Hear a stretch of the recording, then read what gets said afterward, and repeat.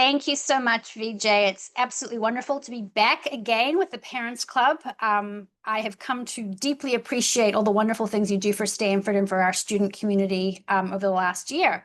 So it's great to be here. So VJ did a great job of sort of outlining what I'm going to share with you today. I have indeed recently, as of just a few weeks ago, celebrated my first year anniversary at Stanford. And so I thought what I would do is share some observations from that first year. As many of you may know, I am indeed brand new to Stanford prior to coming here and assuming this role. I had no prior affiliation with the university. Of course, I admired it from afar and knew it was one of the best universities, if not the best in the world.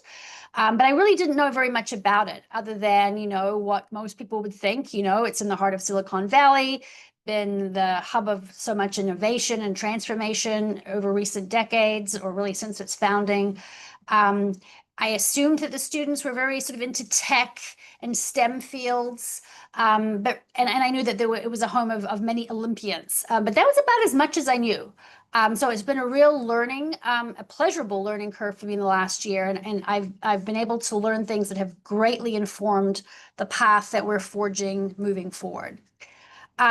So VJ, I'm not sure if you have control of the slides or if I do, but if we could go to the next one, that would be super. So 1 year in, what have I learned? If we can go to the next slide, I put down in this list here some kind of high-level observations. It's by no means completely comprehensive. I have learned a lot in the last 12 months. But when I try to kind of distill them down to kind of the main themes and points, these capture them in the best way that I could. So I think, first of all, what's very much in the DNA of Stanford is this idea of choice, flexibility, agency. And of course, that's very much a hallmark of the faculty experience, which has led to so much tremendous innovation and discovery among our faculty. They're really let free to do what they need to do as unfettered as possible. But that same dynamic actually trickles down to the student experience as well, which is to the institution's benefit, I believe, and definitely to the students' benefit. Yes, there are policies and regulations and prescribed pathways through certain academic programs, but baked into that is a strong spirit of, if you want an alternative way of doing something and can suggest it and make a good case for it, Stanford institutionally is very interested in meeting you where you're at. And so I think that is a real benefit. I think it's a distinctive quality of Stanford, and I'm sure it's one reason why so many students are attracted to this institution, both for undergraduate, but also for graduate study as well. A second major observation, and I've talked about this before to multiple audiences, including this one, is one of the things that really amazed me when I set foot on campus and continues to kind of bedazzle me is just how incredibly diverse our residential options are for undergrads. Undergrads can truly choose to live in any type of housing you can imagine. Everything from apartments and suites, to co-ops, to fraternities, to sororities, to 4-class dorms, to theme dorms that have an academic theme, to theme dorms that have an ethnic theme. Everything and anything seems to be a possibility at Stanford.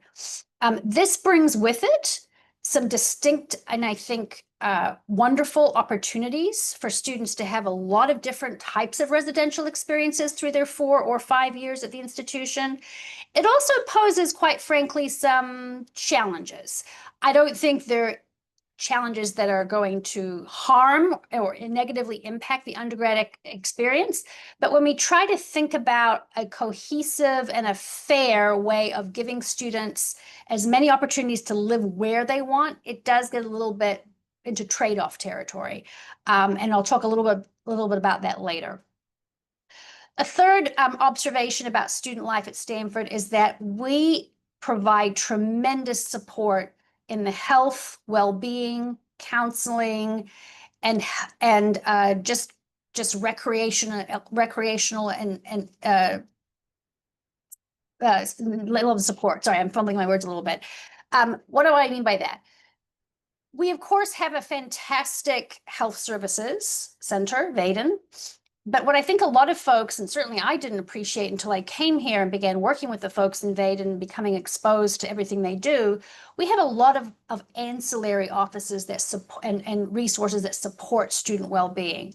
So that would include our super program, which helps students understand the ins and outs of substance use and helps students who might be worried or concerned about their use of substances, including alcohol. We have an incredibly innovative and richly resourced well-being coaching program, which is tremendously popular and is growing by leaps and bounds with each year. We have a dedicated program through the Vaden Health Initiative to support LGBTQ students in terms of their mental health, but also to bridge the gap to health services should they need them. And we have the confidential support team, which is another dedicated, specialized kind of mental health support for students who have been affected by sexual assault and sexual violence and domestic violence. Taken together, that is an incredibly rich tapestry of health and well-being resources. And outside of student affairs, which is the area I oversee, there's an incredible array of recreational opportunities. And I'm a big believer in student well-being, including physical well-being and opportunities to get outside, to exercise, to engage in club sports and other recreational activities. And DAPER does a tremendous job of providing lots of different recreational opportunities for students as well. Fourth observation, and I saw that Dusty Schroeder, of course, was your previous speaker, and he's a faculty member who was one of the first faculty who I got to meet. He reached out to me early on in my time here, and he is a great example of this. Faculty at Stanford, including tenured faculty and superstar faculty, care deeply about the undergraduate experience, both in and outside of the classroom. So as one might expect, they obviously care about teaching undergrads, but that's not always a given at Research One universities like Stanford. Very often, tenured faculty are really primarily interested in working with their graduate students and often try to seek ways to get out of teaching undergrads. That is not the case at Stanford. Our best faculty, which of course is all our faculty, want to work with undergrads both as teachers, but also as mentors and in research contexts, as well as caring deeply about what happens outside of the classroom. And the reason why I'm particularly encouraged by this is that as part of our ongoing work with residential life, we really want to attract more and more faculty to resident fellow positions. These are individuals who live in the residences with our students and provide intellectual leadership, mentoring, and just opportunities to meet and engage with the environment around us, including the Bay Area's cultural attractions, as well as bring in other faculty for meaningful interactions with the student residents. So the fact that our faculty care deeply about what undergraduates experience here is really good news for those other kinds of meaningful interactions that take place outside of the classroom. Another observation that I made very early on is that Stanford is not the kind of place where the administration, which let's face it, even though we have some millennials and even some Gen X folks in our midst, is mostly a bunch of middle-aged people. We don't need to be the ones deciding what social life for students should look like at Stanford. The students are completely capable of coming up with the best and brightest ideas for how they can have a vibrant, inclusive, and dynamic social life on campus. Our job is to provide the scaffolding and the resources so that they can make their ideas a reality. And that is something that I've imparted to all of my teams in student affairs, is that we need to reduce barriers as much as possible to letting students manage their own fun. And then finally, and perhaps a little bit on the negative side, but I don't think it's an insurmountable challenge. And it's one that I've already seen some progress made in my time here due to a lot of hard work by a lot of people, including many of my colleagues, is there is at Stanford a little bit of a trust deficit with what I'm going to call admin. That's kind of this term that is often bandied around to refer to the entire administrative infrastructure of Stanford, you know, all the deans and the advisors and the student affairs people, the folks that are not faculty, in other words. I think there's a lot of reasons for this. It's not that uncommon at universities for there to be some trust issues between students and administration writ large. I think at Stanford, we've come through a challenging period with, of course, the pandemic and a lot of the student disruption and activism of recent years. That's part and parcel of a university experience. And I also think there's been some issues in particular offices that perhaps haven't been as student-centered and student-friendly as they need to be. And we're actively working on that. And I'm optimistic that this trust deficit will continue to improve as we move forward. Next slide, please. So having said all that, what happened last year? Last year was a time of learning for me. I spent a lot of time meeting folks across campus, listening to them, and this has, of course, included our students. But I want to highlight a few main things that happened last year that kind of set the stage for what we're doing this year. Next slide. So one of the first things that I did when I landed here last September was I worked with a whole team of folks led by Jenny Martinez, our provost, around launching a reset, if you will, of the university's values around free expression. And when I say reset, it's not so much that the values changed, because they did not, but what did change was how the university talked about them and made them more transparent, particularly to our student population. So the year prior to my arrival was a very tumultuous year for student activism. This was true across the country. Stanford was not unique in this at all. But it led to some, I think, confusion and misunderstanding about what could be said in a protest and demonstration context and what couldn't. And so a lot of great work was done prior to my arrival. I'm not taking credit for it, to try to streamline and present the university's procedures and policies around expressive activity in ways that were much more transparent and easily accessible to our students. So there was an entire revamping of the free expression, free speech website. We developed lots of handouts that were easy for students to access and read at a glance and understand. We made a much more robust system for students to seek guidance if they were planning a rally or a protest or any other kind of expressive activity, so that they could get guidance on what they could do and what spaces they could use, what the sound requirements might be or sound limitations, and just try to create a much more collegial atmosphere around supporting expressive activities while not disrupting campus operations, and certainly without preventing other individuals from enjoying or participating in events that might run counter to what some people's opinions or belief systems may be. So I played a key role starting right away in making sure that all of the apparatus in student affairs was in support of this. Student affairs works with well over 700 student organizations. Not all of them are engaged in activism activities. In fact, I would say the vast majority of them are not. But for some who have political points of view or who care deeply about various social issues, their ability to rally, to protest, to have demonstrations, to do poster campaigns, we wanted to be right there with them to make sure they understood what our values were around free expression and what they could and could not do. And so I played a key part in making sure that student affairs was doing best work possible in that arena.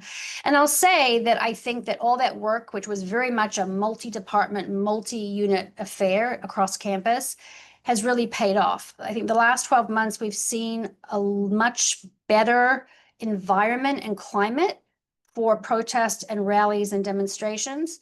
It's not to say it's not without controversy. There are still some activities that people might really disagree with, but those activities are happening within the confines of our rules and regulations and upholding our values of free expression.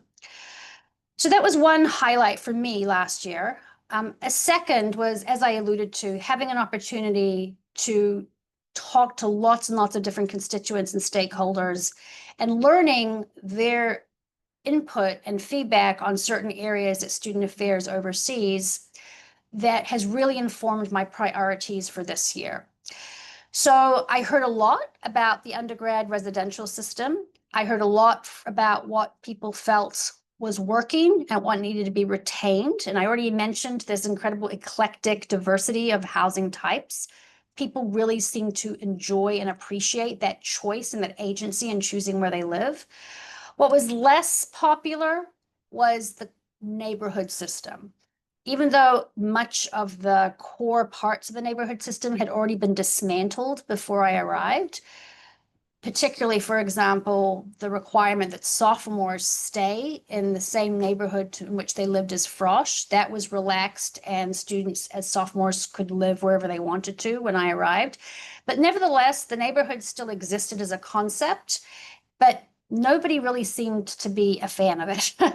And it became pretty clear to me that the neighborhood term, the neighborhood notion, just wasn't really furthering our goals around the undergrad experience. So that really, really was an important insight that I gleaned that has informed subsequent decisions about what we're doing with undergrad residential life. I also heard a lot from lots of people, including faculty, about Stanford's approach to accommodating students with disabilities. So this was playing out in a couple of different arenas. I heard a lot from faculty about their concern that the numbers of students receiving academic accommodations was so high, particularly in certain large enrollment classes that have a lot of timed in-class assignments like exams or quizzes, that kind of thing, that they felt the numbers were becoming unmanageable for them because they felt that they weren't equipped to find alternative testing spaces for students who needed extra time or distraction-reduced environments for testing. And they just felt it was kind of getting out of hand for them as instructors. And they also felt they didn't really understand what their role was in the accommodation process. And in some instances, they didn't really understand why the student was receiving accommodations at all. So I heard a lot of themes around that. On the housing side, I noticed that there seemed to be an extraordinarily high number of students receiving housing accommodations of various kinds. And it just seemed higher than what I was used to at previous institutions. And it seemed to be that a lot of students were finding that the way to get the kind of housing space or type they wanted, the only way to do that was through the disability office, which seemed to be a little bit wrong. And so I wanted to understand that more. I also got a lot of feedback about how our Office of Community Standards, which is within Student Affairs, was functioning with respect to stewarding our honor code and fundamental standard. Quite a few students felt that OCS as an office was not particularly student friendly. They felt that some of the decisions made in OCS weren't transparent about why something might be adjudicated one way and not another. And there seemed to be some mistrust of the office, particularly from some of our student groups. So that was an important insight, and that actually led to some pretty significant examination of that office, and we're now looking at a complete reset, which I will talk about in the next set of slides. I also got a lot of feedback about social life on campus, and I will say here that this was largely positive. Most of the interactions I had with students last year around social life was really affirming that they felt that students' social life was coming back at Stanford, that it felt more like it had been back in the day before there were lots of restrictions, before the row seemed to be kind of really diminished in its vibrancy as a place for lots of social activities. And students felt really, I think, optimistic about positive things that were happening on the social scene. There were still some issues, and we're continuing to work through those. I would say probably the biggest complaint that we currently have to address around student social life is students' access to space. And this is space for meetings of clubs, just getting a room where a club can get together to meet and plan their activities, to spaces where students and student groups can have events, whether it be an invited speaker or a social event like a dance or some kind of party that's not residence-based. Students were telling us that figuring out what spaces on campus they could use was really difficult. Getting access and permission to use those spaces wasn't always clear-cut, depending on who controlled the space. And oftentimes, the cost of using the space was so prohibitively high that they just couldn't afford it. Last year's ASSU president and vice president made the very important observation that a pretty significant chunk of ASSU fees, which is used to to fund all of our student organizations is going straight back to Stanford in the form of space fee charges. The provost is very aware of this and rightly thinks that that is not a good situation. That fee money should be used to pay for things that actually students need, food for their events or paying for an honorarium for a guest speaker. The big chunk of it shouldn't be coming back to Stanford to pay for access to use space. So we're actively trying to debureaucratize that process and make it easier for student groups to access space. And then I also got quite a few insights about how student affairs, the area that I oversee, can communicate and collaborate more effectively with our various campus partners. You know, one of the things about Stanford that's both a blessing and sometimes a challenge is that we're a highly decentralized university. There's a lot of autonomy given to individual units to kind of do their own thing, forge their own way. But it does mean that when you have a big project or a big issue that requires lots of different departments to chime in and work together, it can sometimes be a little bit clunky. And the best way to work through that is just to be highly collaborative and to communicate a lot about what you're doing with your campus partners. So I've been working with all my leadership team in student affairs to really make that a signature element of how we do our work. We collaborate and we communicate. And then another highlight that I will really want to flag for you is that in January of this year, Jay Hamilton assumed the role of Vice Provost for Undergraduate Education. This was definitely a highlight for me because working with Jay has become incredibly important. He and I talk or email or text at least once a day, if not more. We often tag team when we're meeting with students around certain issues that they care deeply about. And we're also collaborating very closely on some big ticket items that I'll talk about in the next slide. So if we could change. So where are we going this year? Given that you've seen kind of a little bit of what I learned last year and some of the insights and feedback I got about different topics. So next slide. So you'll see that in the first 3 bullets, I've underlined with VPUE, which is a shorthand for with Jay Hamilton. This is intentional, and this is a very good thing. I think it's very important that VPSA and my role works very closely in partnership with VPUE because together we complement each other in terms of we represent all pretty much the aspects, not all, but most of the aspects of the undergraduate experience at Stanford.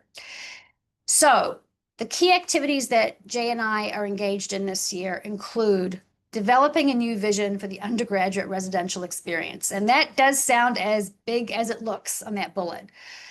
I mentioned that we got a lot of feedback about the neighborhood system, and the decision was made over the summer to sunset the neighborhoods.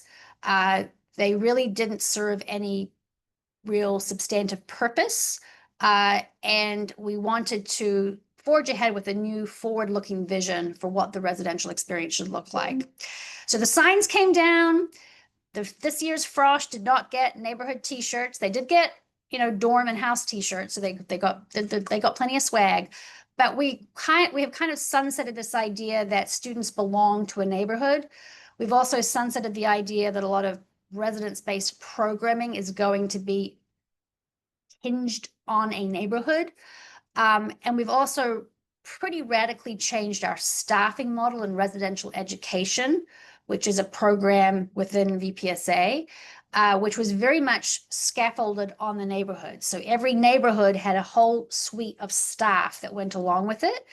We have changed that, and now we just have a much more streamlined organizational structure for res ed that supports students, the RFs, who are the resident fellows who live with the students, and operations. And it's much more streamlined now. So the task ahead of Jay and I is we need to determine, based on all the input that we've received, based on our president and provost's vision for what they'd like the undergraduate experience to look like, to really fashion a vision for what residential life should be for our students. And that's something that is very much ongoing this quarter. We're taking a sort of iterative, inductive approach as we hear more and more feedback from our community, and also understand what works at Stanford and what doesn't work. What do I mean by that? We have to very much pay attention to what our layout is. We have over 70 different residential buildings. They're incredibly eclectic. They're incredibly spread out. They differ widely in size and in combination of room types. We don't have 8 cookie cutter high-rise dorms like some urban institutions might have, which make it very easy to make the experience equivalent across every building. Our buildings just aren't set up that way. So we have to lean into that a little bit and make sure that whatever our residential program is, that it fits in with the architecture of our campus, because otherwise you're just trying to ram a round peg into a square hole, and it's not going to work. A second priority or activity for me is working with Jay on comprehensively reviewing the entire Frosh experience, and I would also include the transfer cohort experience.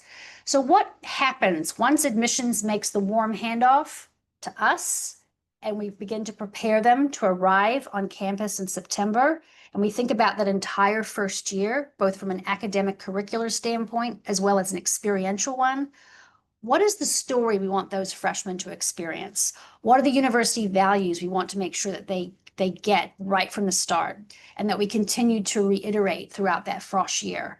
What are the foundations we want to lay so that when they move into their second, third, and fourth years, they have a common, shared, unifying experience that's going to serve them well and help them make good choices that match their goals and their dreams for themselves. We began that work this year. We took some feedback, particularly from our president and provost, and made some changes to NSO, or new student orientation, primarily to put academics more front and center than it had been in previous years. But this fall and this year, Jay and I are going to take a step even further back and look at that entire first year. A third activity for us is thinking about AI. Obviously, and I think you might have touched on this in the previous session with Dusty, obviously AI has huge implications for how we teach students, what they experience in the classroom, and how we assess them.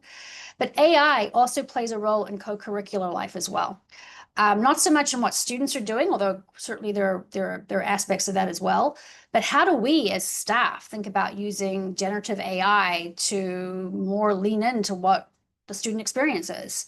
And so that's going to be a theme of our professional development series in student affairs this year, is how can we better use AI in our work and in a way that helps us keep up, frankly, with what our students are doing and what they're experiencing.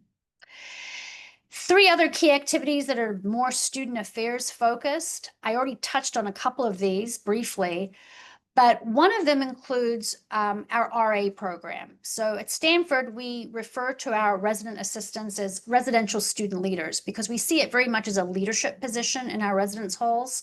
We see our residential student leaders, or RAs, being mentors to the students with whom they live and with whom they work. But also, too, they're supposed to represent the best of Stanford in terms of great judgment, having experienced lots of different Stanford opportunities, and to know what to do if there's an issue or a problem or even a crisis that's not emergency, that they can step in and feel confident and comfortable helping us handle that. I think the student leadership program in the residences needs a reset. And so I'm working very closely with Cheryl Brown, who directs Res Ed, to make sure that not only are our residential student leaders really well trained and really well prepared, but we want them to have a transformative experience too. We want being in one of these roles to be a highlight of these students' experience. We want it to be something they can be proud of and something they can talk about in the future and draw on the lessons and the experiences that they had and translate those as they're talking perhaps in a job interview or for a grad school application or for any other future leadership positions. We want this to be a really important transformative role, and we need to do more to make it that way.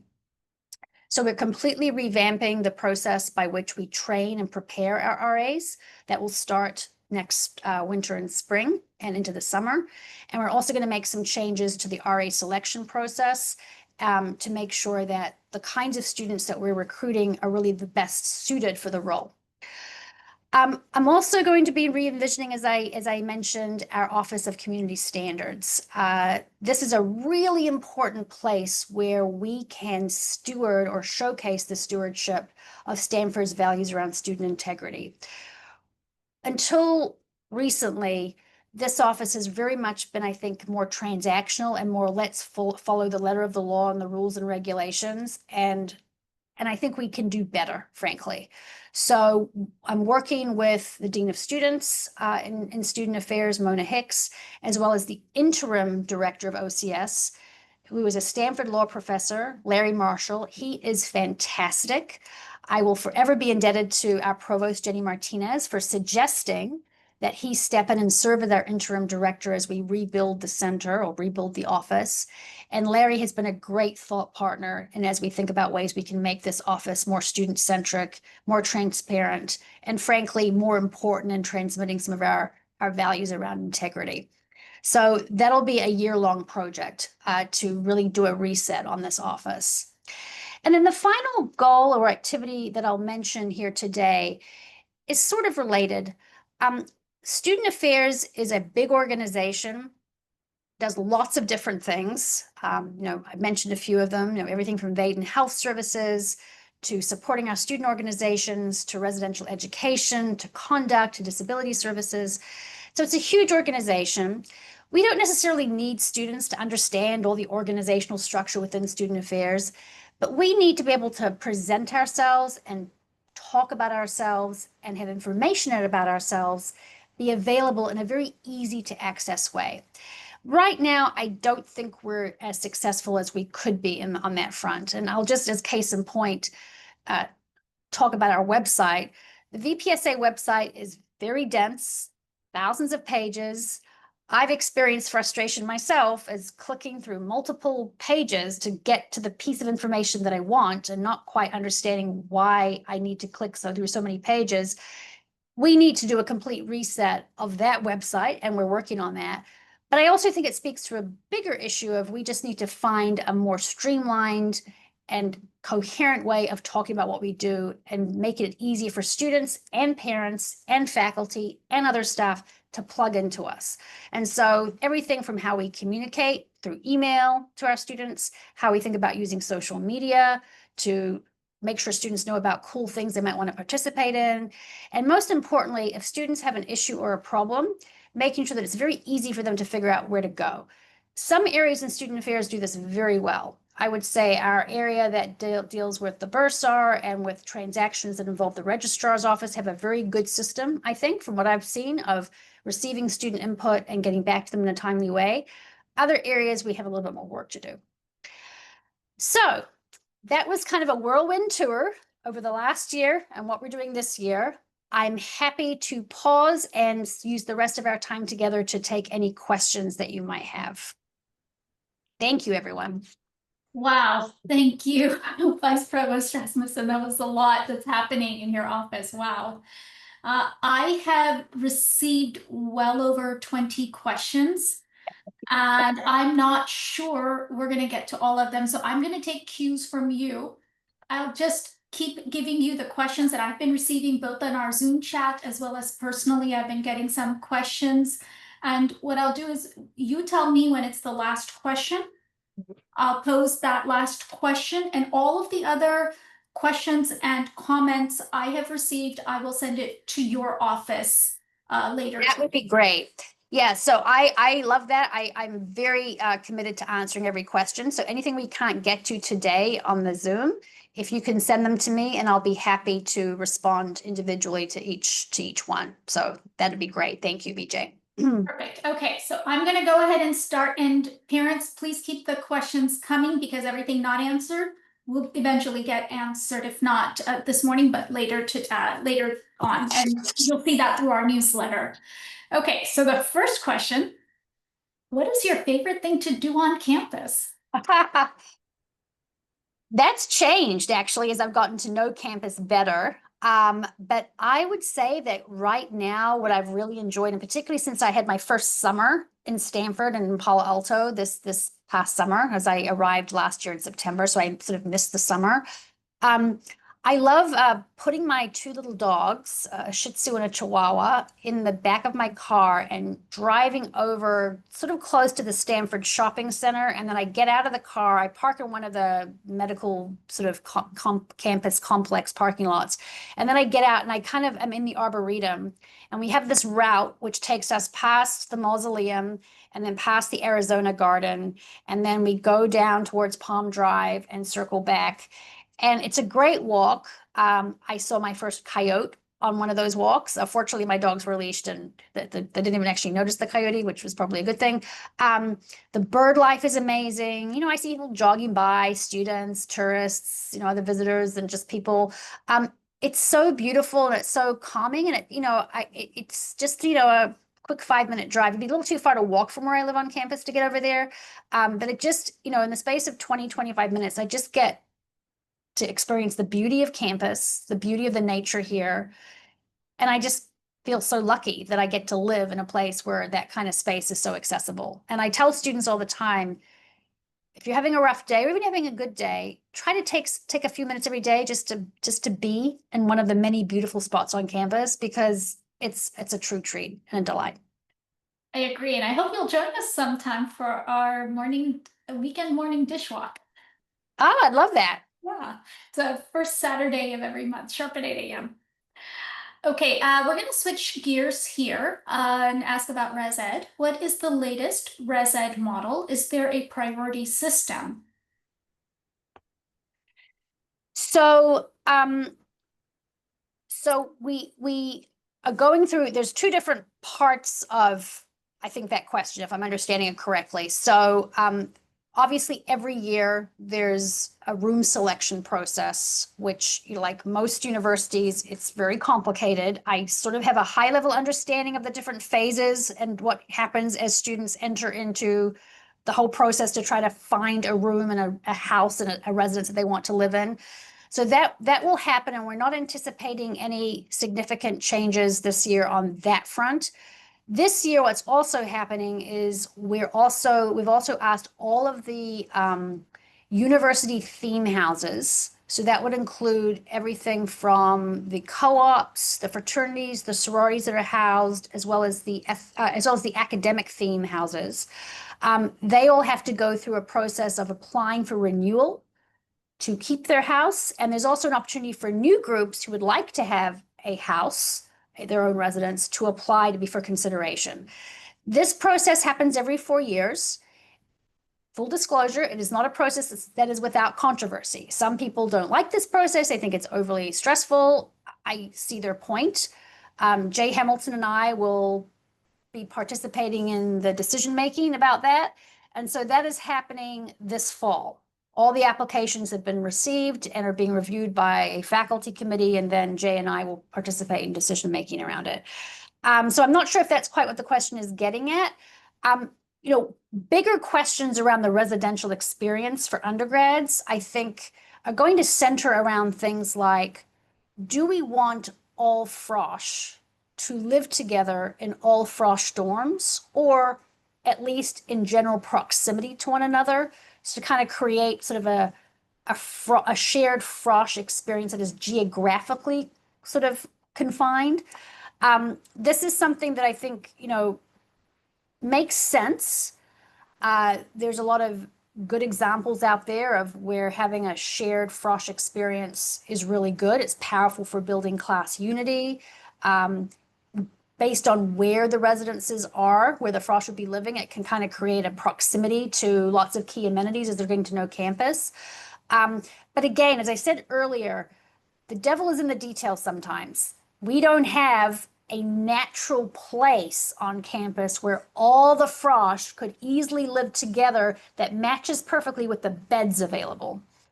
And not to get too down in the weeds, but you don't want a situation where when you require all frosh to live together, that you kind of have them in a set of buildings where there might be some empty bed spaces because the alignment of the number of frosh doesn't line up perfectly with the number of beds. So it's not an intractable problem, but it's certainly something we're considering. We do know that the students who do live in all frosh dorms report that they love it. They really do appreciate having that experience. I don't think I've met a single student at Stanford who was in a frosh dorm who said, I really hated that. I wish I didn't live in that kind of environment my first year. So I do think there's something there to that notion, but that's something that Jay and I will be considering and contemplating with lots of input this year as we think about what we want the undergrad residential experience to be. And that's just one aspect of it, of course. I do think it's important that we learn lessons from the neighborhood model and from ResX, which by and large just didn't take. This idea that students have choice, I think, is a really signature part of the Stanford experience. Telling students that you have to stay in this one spot or this one dorm or this one college or this one area for all 4 years is not the Stanford way. So we've got to figure out a way with our campus layout, how do we preserve that choice element, but also make sure that we build these communities where students feel like they're connected to their peers. That's what we have to figure out. Thank you. We have gotten probably 5 varieties of this question around budget cuts. Have all the budget cuts that affect students now been implemented? So yes, bar any unforeseen, unpredictable development that would be external to Stanford, we are not anticipating having to do any more budget mitigation, certainly for this current financial year, this current fiscal year. The reductions that we were asked to put in place were all worked out last summer, this past summer.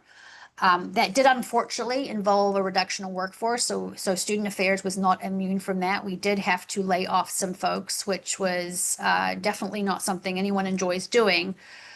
Those layoffs, those terminations were very strategic, though. They weren't random, and they were done in areas that did not immediately impact student services. So, for example, was never under consideration and never would be to reduce the number of counseling staff we have in Vaden, because we've made tremendous progress, just to use that area as an example, in really improving accessibility to mental health services for our students. We went from having, a period not so long ago where there were long wait times, where there was a high degree of student dissatisfaction with their ability to access mental health care. Those problems have largely been resolved. I mean, I really do not hear complaints, and that's how I know about students not being able to access CAP services. So I'm not going to reduce staff there because we've worked very hard to have the right staffing levels there. But there are other areas where, we looked and did a critical analysis, and does this program, does this function still serve its most core critical purpose for student affairs? And that's largely what informed the budget reduction and the layoff decisions.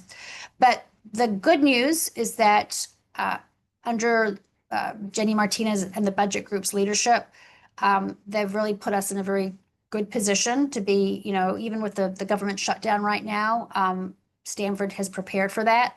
And we're optimistic that through the end of this fiscal year, at least, we're not going to have to deal with any more budget reductions. Thank you for that. We have received a few concerns here during this session, but also offline. We see this through other channels at the Parents Club around mental health, especially for the incoming freshman class. And I'd like to remind our parents on November 14th, John Austin will be speaking to the parents specifically about the mental health resources and other health resources that are available to our students. So please look out for that on November 14th.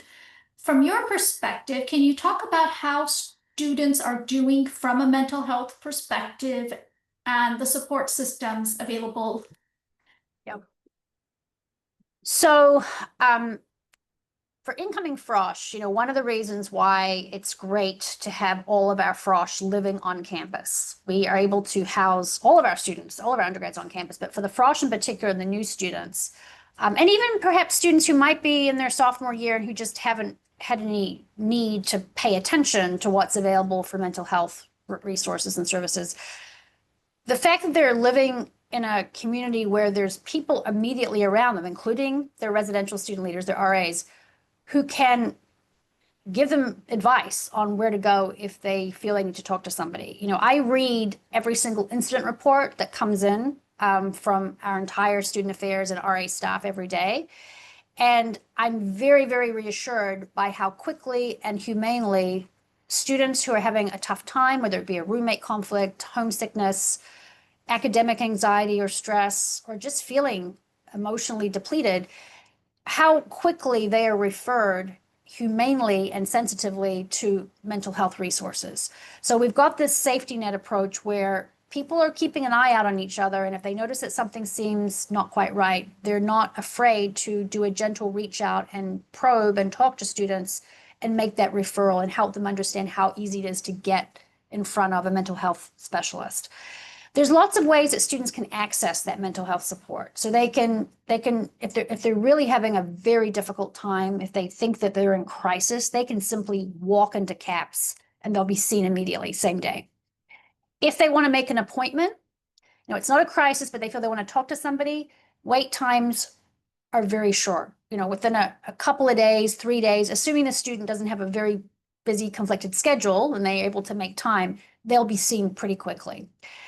Students also have the option, however, of using teletherapy. And this is something that grew out of the COVID era.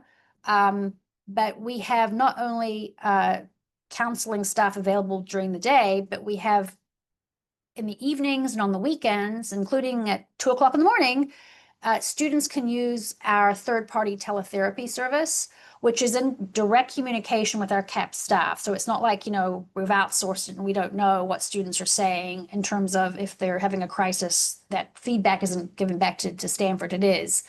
But that has been quite popular for some students who want something right when they need it. And some students may not want to go to CAPS. They may want to just do this in, a private space in their dorm or, wherever they feel comfortable doing it. So that's another way they can access help. Some students might just want to work on an issue or a problem that isn't necessarily a mental health issue, but they feel it's kind of getting in the way of them being successful.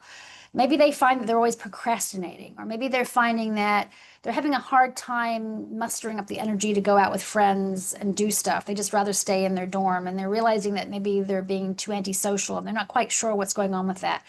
That's where well-being coaching can be a really nice way for students to work on something that they feel isn't quite right about themselves. They want somebody who they can talk to who can really help them unpack what that issue is and give them some tangible advice on how they can work through and improve at their own pace. I'm so thrilled to hear John Austin's going to be talking to you because he heads up our well-being coaching program, and he will wow you with just how incredible this program is. So there's lots of different options. If a student is really having a significant mental health crisis, in the sense that it's extremely noticeable to either their faculty or to the folks in their residence hall, there are ways that gets flagged, and there's a whole network of support folks that will be looped into that, and that student will receive outreach from a trained professional.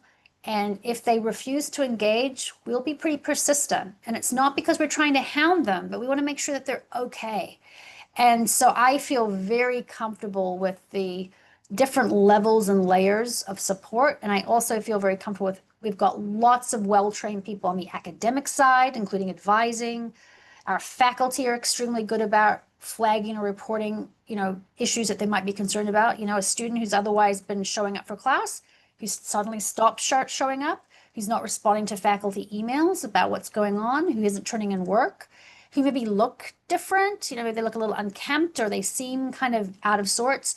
Our faculty are fantastic at reaching out and saying, hey, I'm concerned, can somebody check on this student? And then we have a whole apparatus that will do that. So I can say here, having worked at multiple institutions over the last 25 years, that Stanford's array of support services is extremely robust. And I'm not coasting. I'm not saying that we can't constantly look at improving. We do, but I feel very confident that we're meeting students where they're at, and that the support services are there for them when they need them.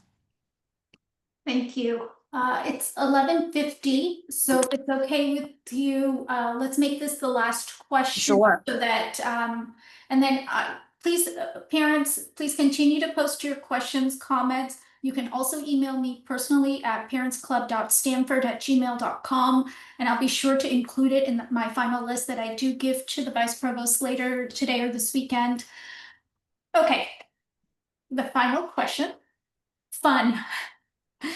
I was asked this several ways. Does a university schedule fun activities on the weekends? And how can Stanford get back to its fun, wacky, irreverent roots? Well, I would say it's pretty much back there. But let me throw out a few things. So I'm going to start with athletics. For those of you who have not heard of Andrew Luck or have not met Andrew Luck, you should find a way to meet him. He is fantastic. He's the new general manager of our football program, and he is probably the most enthusiastic supporter of athletics, not just football. And he was very prominent during move-in day. He actually helped some of the Frosh move their stuff in. And he is working very closely with our student leadership in ASSU to really get out the word that students should not only come to football games and tailgate, which he has helped facilitate. And by the way, Andrew was responsible for providing every single Frosh and new transfer student with their class of 29 football jerseys this year. So we see them around campus. Students love them. They keep wearing them. Hopefully they've washed them since move-in day, but we don't know about that. But my point being is that there's lots of fun activities on the weekend, but also throughout the week that involve athletics. And we're really trying to lean into that, and particularly for our newer students, to encourage them to go to games, to support their roommates and their hallmates who might be athletes themselves. Because that's a really unifying, fun thing to do, and everyone can enjoy it. Even if you don't really know the rules of football or volleyball, somebody will know and you can pick it up pretty quickly. So that's the fact that we have so much going on in any given week around athletics is a great thing for the university. We have the On-Call Cafe, which is hugely popular. It's like a third space hangout spot for any student in Old Union. It's Monday through Thursday, I think, late night, coffee, treats, very, very discounted prices.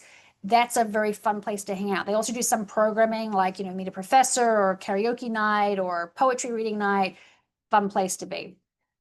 There's, based on the party lists that I get every week, there's certainly plenty of parties happening every weekend. Some of those parties are for over 21s, but others are open to anyone. And so there's definitely lots of activity happening there. We also, in student affairs, offer and partner with students on a whole series of events called Cardinal Nights. These are big, fun events open to anyone. They're alcohol-free. And we work closely with ASSU too on having these big campus traditions, like the Halloween party at the Mausoleum is a good example of that. And then finally, what I would say is that if you haven't already heard about this, and you probably haven't because it's really by students for students, every week, every Sunday, there's an email blast to any student who subscribes, and anyone can subscribe. I mean, I'm subscribed to something called In the Cards. In the Cards is basically just what I sounded like, an email blast of here's what's happening, students, this week. Students send in their activities, their parties, their fundraisers, their fun runs, their poetry readings, their whatever it might be. The student team in the Cards curates it and sends out this blast. For a new student who is kind of wondering what to do or is curious or I want to try something on Friday night, I've got no plans, it's perfect because it lists for you. Here's what's going on. Here's how you get tickets. Here's what's open, what's free, and it's fantastic. So based on In the Cards alone, like I looked at the one for this week that's going on. I mean, there's like about 50 different activities listed across 5 days. It's incredible. So there's lots of fun.